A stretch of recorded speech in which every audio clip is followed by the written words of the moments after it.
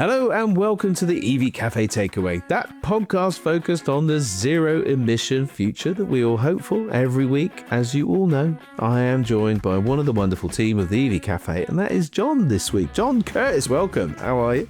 Hello. That's the nicest thing you've ever said to me. I know. Set the bar far too high. But as always, John, we get joined by innovators, pioneers, and collaborators from our industry. And this week, we have got a mighty man of charging, which is the man Andreas Blin from ChargePoint. Tell us a little bit, for those of you that don't know who you are and what you do, give us a brief snapshot of all of that. Of course. Well, thank you very much for having me. I am in the EV world now for just over 6.5 years. Started in Austria, live in Salzburg, so welcome to my attic. You know, real men work on the slanted roof and they have usually some kind of light over them. So I join you from Salzburg, Austria, where I work for ChargePoint. ChargePoint, of course, being the leading supplier for charging solutions, and we are an enabler. So just to everybody out there, we are not a CPO. We are never a CPO. We are an enabler. So we provide solutions ranging from mainly software, but also into hardware and to apps for people who want to offer EV charging. And as such, I've been in this industry now for just 6.5 years and have always been at the core of things, where things get really difficult, where things are really challenging. And that's what I do. We are, amongst our customers, are some of the largest CPOs in Europe. Retailers, fuel and convenience companies, but also solution partners who serve with our technology, again, third parties for EV charging. And that's what I do all day long. But so as I, and I just for the viewers at home, I entered the conversation between John and Andreas a little after they had begun. And I entered to the fact that, oh no, I don't do electric. No, don't like electric. So I was mildly horrified. And but Andreas, tell us a little bit about what you actually were talking about there, because it tells us a little bit about what I perceive to be a slight entertainer that we have with us today. So we were talking about guitars. So you can see behind John, there's a electric guitar peeking out, and I have my acoustic guitar here. And I was just referring to the fact that I have tried electric guitars. Actually, I found a Fender Stratocaster in the attic of my grandmother and restored it and then started playing it. But I really don't get along with electric guitars. So my nephew plays it now. He's in a band, and I stick to acoustic guitars. So electric driving since more than 5 years, electric guitaring, tried it every now and then, but came back to classic. Yes, it is a great moment and well picked up, Paul. I'm fascinated, Andreas, as to your journey to get to ChargePoint. What sort of industries have you worked with in the past? So, my journey to ChargePoint was a long one. So I'm by basic education. I went to boarding school in Vienna, learned a ton of languages, had to learn literature, Latin, all these kinds of stuff. Then went to a university where I studied plastics engineering. So I learned everything about how to do plastic bags and plastic crates and plastic thermoform stuff. And that brought me into the machinery industry. So I was selling machines for almost 20 years. The machines became bigger and bigger. And then I changed the industry just a little bit, from plastic to cheese. So I went on and sold with my team the largest cheese-making machineries in the world. And then had to stop for personal reasons. And on the way to looking for a new job, pure serendipity, I was picked up by, at the time Has to Be, started a job there, and since then have been working in e-mobility ever since. So long journey, many, many, many stations. And now I'm in e-mobility and love every day of it. If you operate a fleet of cars or vans, you'll know electric is the future. Transitioning to EVs can be daunting, but with Europcar, it's effortless. Our long-term EV rentals eliminate the upfront costs, contract commitments, and uncertainty. Instead, you'll get total flexibility, a wide choice of cars and vans, and Europe Car's expert support. So, make the switch without the stress and experience Europe Karma. Search Europe Car Business. What are the core things that you learned on your journey? Because they're very different industries, very different roles. What are the key things that make up your approach to business? So the thing is, I love complex stuff. Yeah. So from a product perspective, plastics is already quite complex. Cheese was a level above, and e-mobility is complex on a very different scale because you simply have to understand what we're doing. And it took me almost 6 months on my desk in Radstadt, where I had no clue what this company was about. And my approach is to take big pieces of paper and start drawing what I'm doing in a graphic way until I finally get to the core. And once you have the core, nothing can happen to you. So I can come on to this podcast totally unprepared because I am so convinced that I've understood the core of what we're doing and I've understood the core of the problems that we're facing. And any question I can deduct from that. And that's been my approach always. Find the core, understand it, and then, of course, you can also communicate it and start discussing with people. And that's just what I do when I get into a complex matter. So right. It's so fascinating. Because I guess we don't get very many, and I hope this isn't detrimental, many salespeople. Now, I'm feeling a really very professional salesperson here. And by salesperson, what I mean by that is somebody that really gets to the crux of it, the core, as you talked about, learns how to communicate that, and probably believes very much in what they sell. Because I think there's two things that came out of it. You mentioned, I now work every day and I love coming to work. You know, I love working in e-mobility. I'm very excited about that. You've obviously treated it very professionally, but now you love it.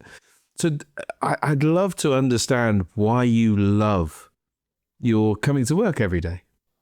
Well, in all of my jobs, I've always been selling very consultingly. I don't know what the English word is. So I just had to always consult very much with the customer, because the decisions my customers made or make are crucial and can make or break their business. I can with selling something, the wrong thing to one of my customers, I can actually break their business. So when I sold machines, just to give you an idea, the machine had a price tag of 14 to 50 million euros. That's just the machine, and excluding everything that had to come with it. So we sold the entire factory. So such a decision, even for a large, in that case, film manufacturer, can be a huge problem if you're just not performing, or you're just telling them to buy a machine that doesn't suit their business. So it's always always have to think for the customer. And the same is what I do today. We sell the back-end software for charging companies. So this is more important. This is the most important software that they run. It's even more important than the hardware that they buy, because you can change hardware. But if you look at our customers, they integrate into our software so in so many places that ripping that out and replacing it, particularly when you are actually running an infrastructure with 3,000, 4,000, 5,000 ports, and people are relying on your infrastructure, then you have to be very careful on what you actually tell people and what you sell people. And you can't fool these guys. If you try to, it always comes back to bite you. Absolutely. So it sounds like you care. Oh, yes, I do. Yes, I do. I mean, if you don't care, I have the deepest respect for people who sell stuff they don't care about. It's also an art. Yeah. So, and not to say that they don't care, but selling like used cars or selling vacuum cleaners is an art. Yeah. People who care about it usually fare better than those who don't. But it's an art. But what I do, or what my team does, and what we do for our customers, the big CPOs, the big MSPs, the big retailers who need e-mobility to come into the cleaner future that you're referencing before. That's also an art to sell, because you really have to go in and to understand what does the customer need, and can we actually provide it? If we can't, you better tell the customer earlier than later. I love you, Andreas. I absolutely love you. Here is a wonderful human being. I'm getting such a warm vibe from you. You are somebody who cares very much about people. And we're in a people business. I often say this to Paul, that we're not about selling big boxes of electricity or connectivity or all that stuff. We're about people, understanding them, their challenges, and bringing solutions to the table that can make their lives better. What you must be proud of the things you've achieved in your career. What are you most proud of? There's a lot of things that I've been able to achieve. Yeah.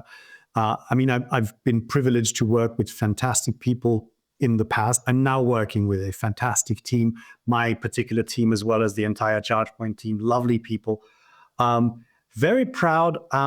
Actually, one of the things I'm really proud of in my professional life is that I actually made the transition from what I did before to what I do now, which is software. So I did machinery, innovation in machinery, very difficult, very long-standing.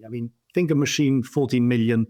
You have an idea to save 100,000 on the machine, but the risk is there that it doesn't work.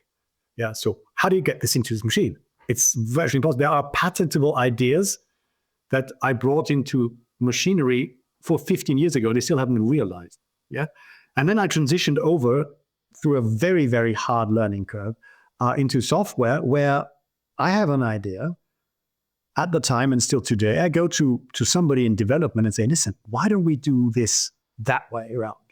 Yeah. Somebody that starts coding, next day you've got a product, a week later it's on your website, 10 days later the first customer's using it, then it needs to be bug fixed, of course, as everything, but then it's out there. So innovation has happened so much faster, and that was tough. And until today, anybody who is interviewed to join my team, I tell them, listen, I want you to look me in the eye. You have to promise me that you are going to go through this valley of tears and you're going to come out on the other end, because until you understood what we're doing, it's going to take 2-3 months that you think you understood it. Then 2 months where you have no clue. And then when you come out the other end, you'll be one of us, and we'll be so glad to have you on the team. Have you had somebody in your life who's influenced you to be this warm, caring, supportive human being that you are? Oh, many people. I think very few men or people are made by just one or two people, but it's an influence of many. Yeah. Has there been a major influence? I had a very strict teacher in school who really taught us that knowing something, having it in your head, actually represents a value. Yeah, so that was a really something that was, and then of course, my parents, my father, with whom I lived in a house in the mountains in Styria when I went to university, was a huge influence. My wife, I've been married for almost half my life. I think it's the 13th of December. I'll be married for half my life on the day. And then former bosses, my boss in my first job, who just showed me how to negotiate, and then I had a boss who I worked on in machinery as well, who was a genius in finding ways out of deadlock conversations. You're 12 people sitting around a negotiation table. You've been talking for 2 hours. You're not getting out of that deadlock. You're not getting out of that cul-de-sac. And he just always found a way to sneak out one corner. So it's been a lot of people, and in the company where I work now at ChargePoint, there's also the founder of Has to Be, Martin Klessner, who just showed me to think big. Yeah, when I was writing down who can we provide EV solutions to, I was writing down my former employers, like 1,000 people here, 1,000 people there, and he wrote down Google, Apple, Mercedes, and I was like, okay, I have to think next level. Yeah, yeah. And now in ChargePoint, of course, a lot of people who inspire me, who work with me, who work for me sometimes, inspire me as well, and who I can be side to side. So there's a lot of people, and there's not one singular person that I could single out. It's fantastic. I'm enjoying the conversation very much, and I think I'm enjoying it because I see somebody that's creative also. I get that feeling. So my feeling is your position right now as we speak is a very deliberate act. There's a picture on the background with lots of writing. Your guitar is there. The things that are behind you to your left, I get a sense that they all matter and that they're... What is it about you that creative spirit? How does that come out in your day? I have a mind that's always running. Yeah, so it's always going places, and so whenever I start somewhere, I find myself 2-3 leagues down into one direction, and that goes for everything. And it's also just So in my job, I really enjoy the discussions with the customers. Yeah, you go in, they have a problem, they have an issue, maybe they have no problem, and I see the problem. Maybe they have visions that I would like to support. Very often, unfortunately, I'm the one guy who says that will not work because I've been there before. So that's basically what just. And then if you look around me, I mean, this is the award that we gave away. This is a Chargie. So we had a customer night a few years ago, and we gave away awards. So I said we need to do something that is like the Razzies. So I made those in my basement. I wrote to the CEO of Menneke saying, "Don't you have some plugs lying around that you could give for me for some fun?" And he wrote back, "How many do you need?" And then I just, gold sprayed them, put them into a wooden tube, and we handed them out to customers, and had such a great response. And it was quite interesting because we're looking at the data, and we're looking at different kilowatt hours here and utilizations there. And then we thought, this is just boring.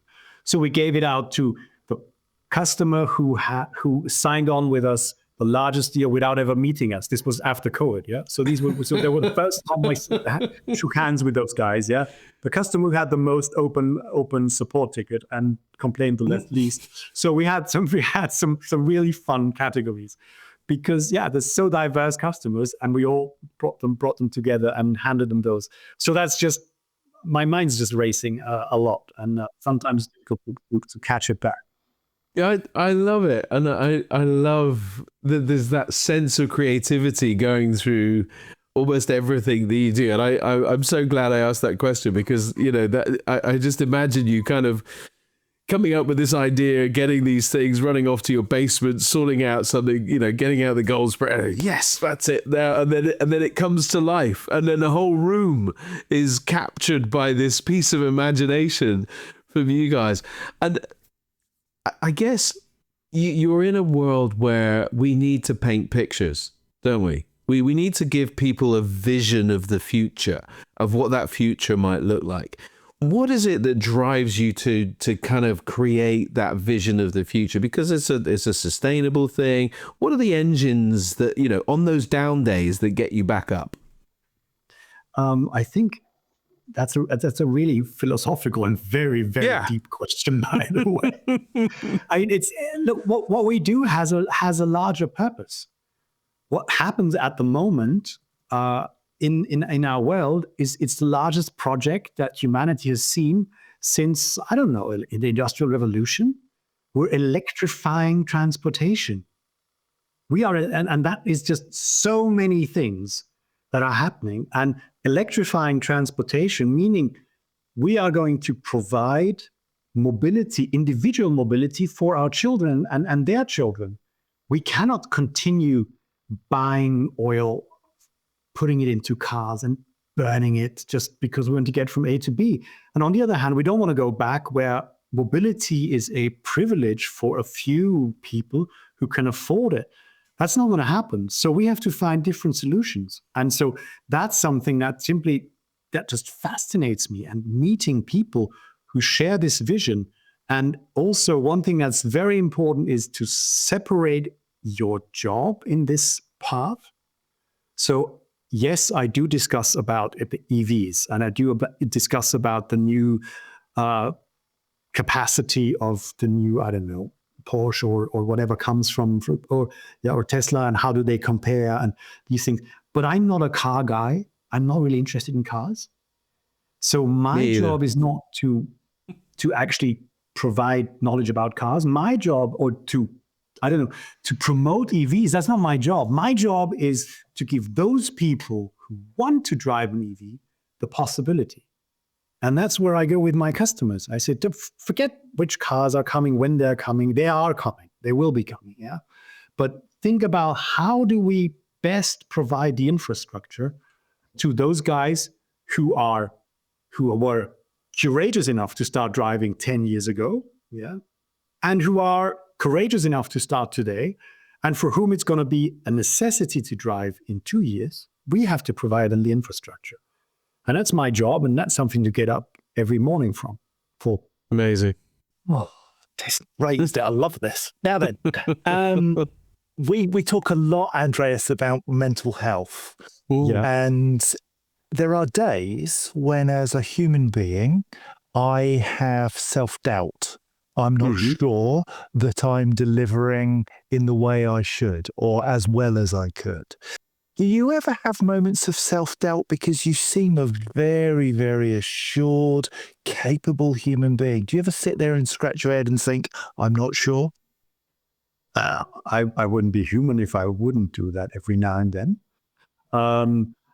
So, I mean, tons of things I do I'm not sure about. Tons of things that I try. I don't know whether they're going to succeed.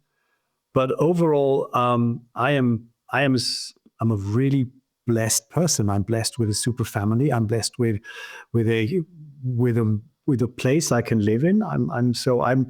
I'm really well off, and so I don't have a lot to worry about in my daily life, which I just consider blessings. It doesn't come from me being such a fantastic guy or whatever. Moments of self-doubt. But you are. Thank you very much. That's really nice of you. Really nice of you. But anyway, I mean, I do make mistakes, major mistakes, which can humble me again. So I just try to keep an open mind and be self-reflected and just keep going.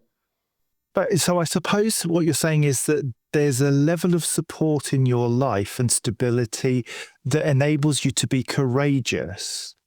And if things do not work out as you had hoped, that you're able to learn from those problems, challenges, and develop a new approach which will serve you better. Is that reasonable? Yes. I'm sorry, my answer won't be any longer. It's just yes. Yes works for me. So we talked about your guitar. Go on, Paul. No, I was just going to say we need to learn the art of open questions. Not always. Go on, you carry on about the guitar. There's nothing like a closed question if you want to make sure that you've understood the person correctly. And I'm taking from Andreas, he needs to absorb and understand so that he gets the picture.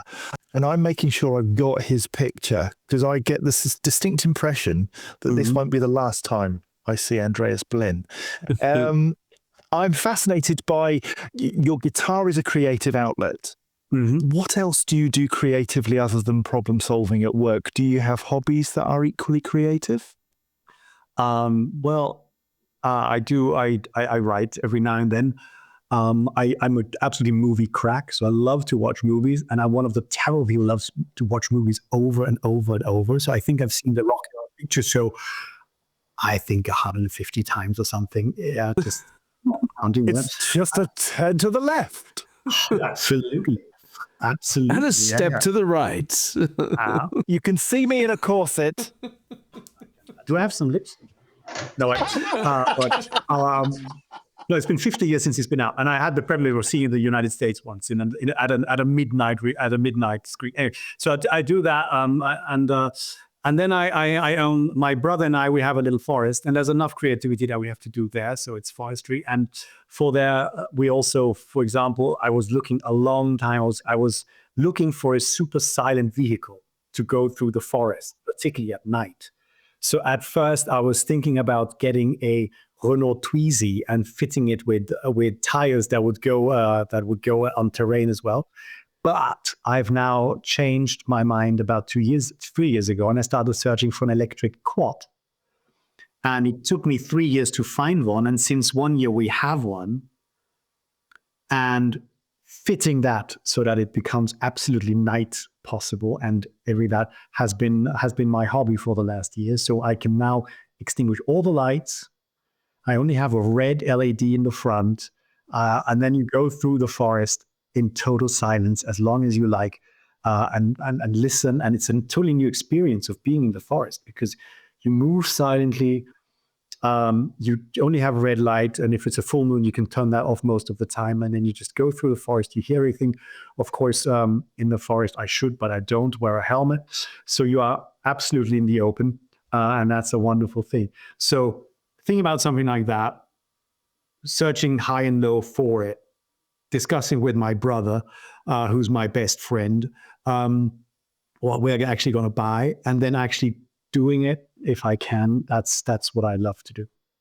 It sounds like you enjoy the environment. Your forest that you speak of is idyllic. The environment and sustainability, have they always been an important part of your life?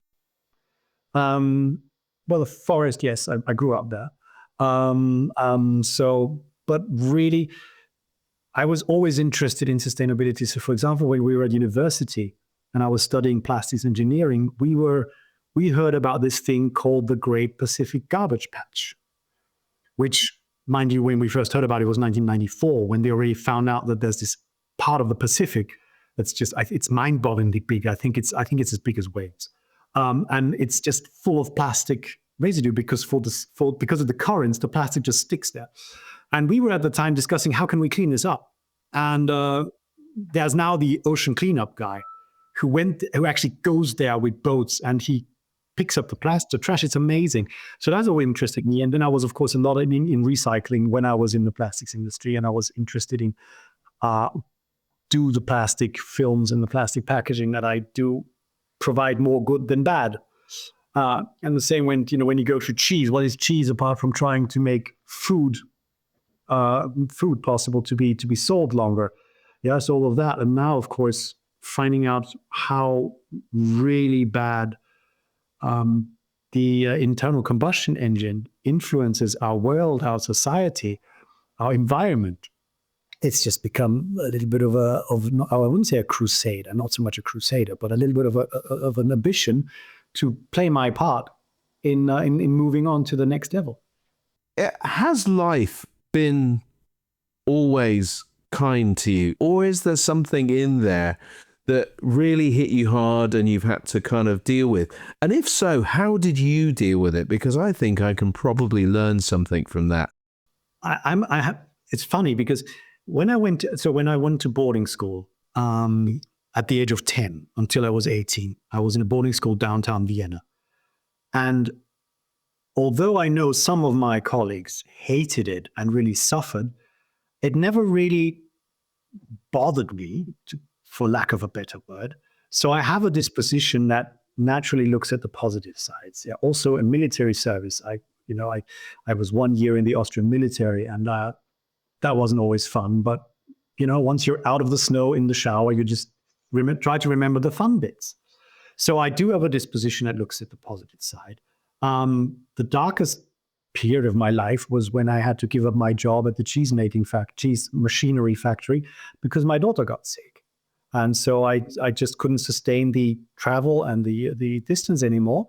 So I had to give up my job. My employer at the time was unbelievably fair and understanding and gave me a fantastic possibility to leave. And then I was between jobs for the better part of 2 years until I found e-mobility.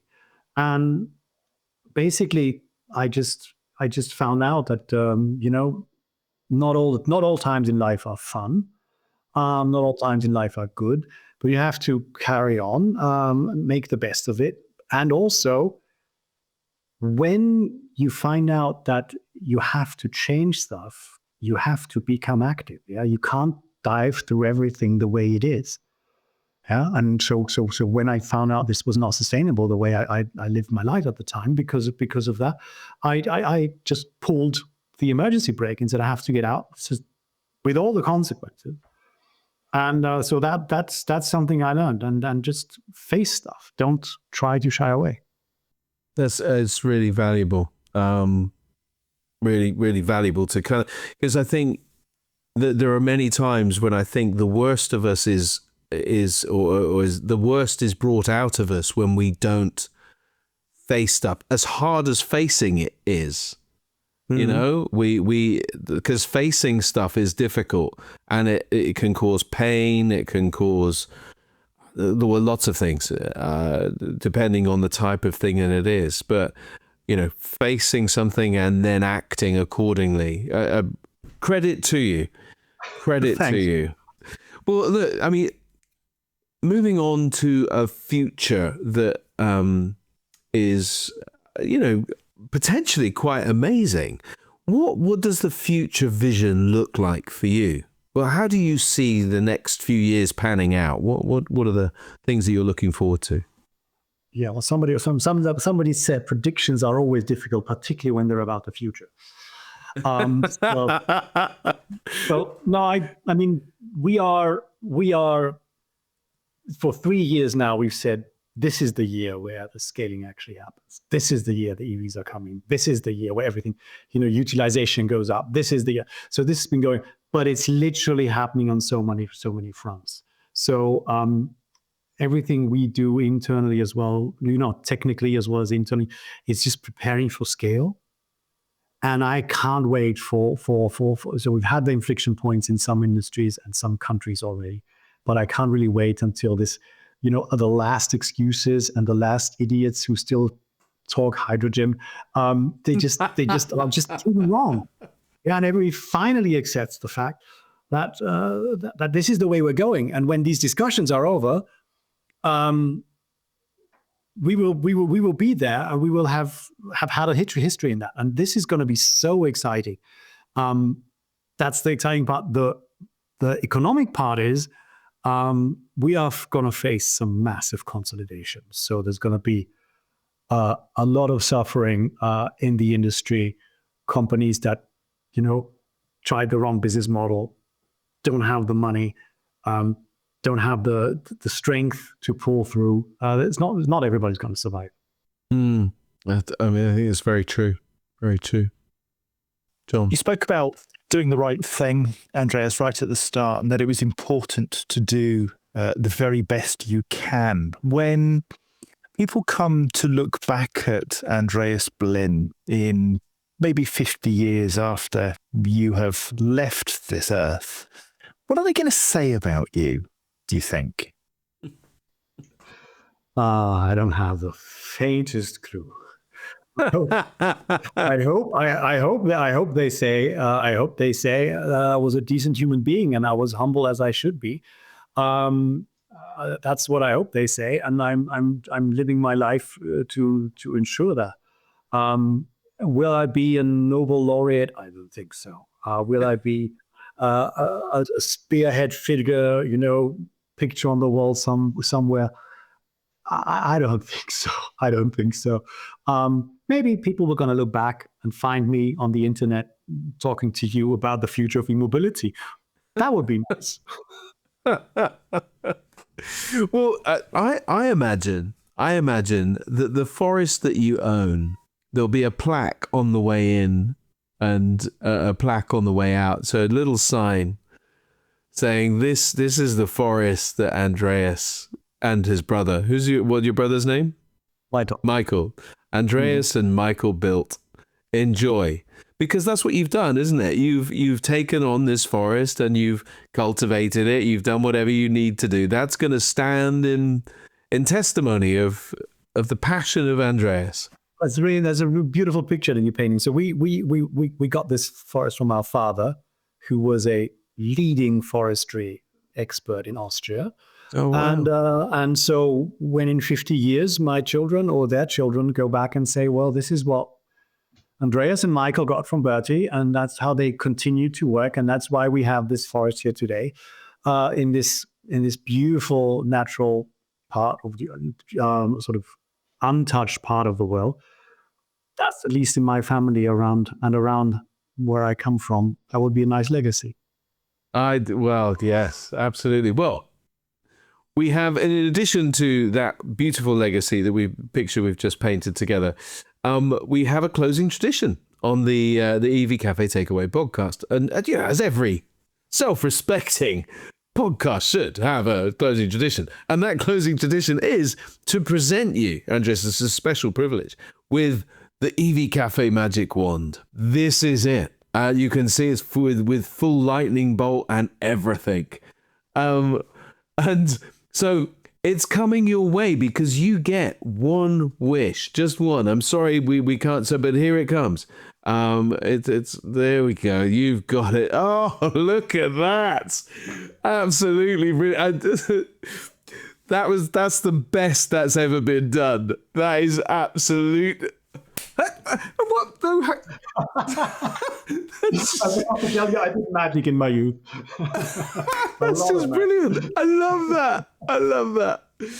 Oh dear. So anybody just listening, you have to YouTube what Andreas just did because it was priceless. Really, really priceless. Well done. But anyway, you get one magic wish with your magic wand. What would you change in an instant? What would you wish for and it would happen? Anything you like. We've had everything from a personal chef to follow me around to world peace. So anything in between. You feel free. Anything in between. I have to go EV. I have to go e-mobility. Yeah. I would if I could have one wish, I would like everybody who thinks about their next car or their current car to go about it with an open mind. Just with an open mind. That's my wish. And not, I'm not here to tell everybody you have to sell your diesel tomorrow and buy an EV. And I just want people go there with an open mind and just think about it. I mean, we all know it's possible. I've been driving electric for 5.5 years now. It does work, and it's not a pain. It's the same pain as you have in an ice, but just open mind. Not in Germany, you say have the diesel Dieter is so like cylinders and exhaust pipe. Yeah. Just open mind, and then get the right facts, and then make a decision. And if it's not an EV this time, maybe it's an EV next time. If it's not an EV for you, maybe it's an EV for your wife or your daughter. Maybe if you are, if you're buying 10 trucks because you are a long distance haulier, buy 2 electric. Yeah. So just look at it with an open mind. That's my wish. What a brilliant wish. If only we could all have an open mind. Although not an open mind to hydrogen, because that's just nonsense. Anyway, you have an open mind and you look it up and you do the math and you do the calculation, you will find out that hydrogen is not happening. Exactly. And we can go another hour easily on that topic. Indeed. But it was funny because I was talking to somebody very recently, and they were saying, and of course there's this hydrogen, that's going to sort it all out. And I'm like, no. I just said, no, it's not. Anyway, let's move on. And that's good. That's good. Andreas, it's been an absolute delight and a pleasure and a privilege, really, to spend this 45 minutes or so with you. I'm sure that we will get to spend some more time in the future. I genuinely hope for that. So if you're ever in the UK, please do kind of make sure that we're aware of that and that we can try and sort something out. I'm coming. I'm coming to your event end of September. Fantastic. Yes. Spoiler alert. I'm planning to be in London before your event in September. So we'll meet there. Oh, well, the happy days. How didn't I know that? I'm going to have a word. You had too much IT problems today to know that. Yeah, I actually have. I can't. I'm not going to go there. But that's fantastic. So we look forward to that. But I'm kind of hoping that maybe one day we might find a forest somewhere to go and wander through. Maybe at night. You should do tours. Well, you come to visit, and you can take a tour on the quad through the night. Be my guest. A pleasure to have you if you're ever over here. I'm very, very tempted. John, come on. Do you know what? I have spent many podcasts, 130, 140 or so, and I can honestly say that my face has never ached so much from smiling as it has in this recording. Yeah. I recognize Andreas, a wonderful human being, and I feel that I need more Andreas Blin in my life. I am not balanced. I am not calm. I am not massively educated. I don't really understand very much. And what I do retain is gone in seconds. I need more of you in my life. You are a wonderful man, a wonderful inspiration, and a man that I hope I stay in touch with till the day I'm no longer on this planet. You're a great guy. Thank you so much. A pleasure to be all mine. Thank you so much. Well, guys, that's it. That's all we've got time for. It has been a pleasure. Connect with Andreas if you haven't already on LinkedIn or something like that. Follow on to ChargePoint because they are doing some great stuff. Perhaps stuff that you've never seen before, but makes life easy for you. V2G now. V2G. It's all happening. Oh, but that's another hour and something. I know. That's the next chat. V2G, next chat. But we need to let you go. It's been great. Check out all the other podcasts on the EV Cafe. Apparently, they're probably not going to be quite as good as this one. But anyway, have a listen. There is absolutely some amazing podcasts across that. Some real insight across our industry. And we'll build on the knowledge of today. Have a great day, everybody. Until next time, we'll see you soon.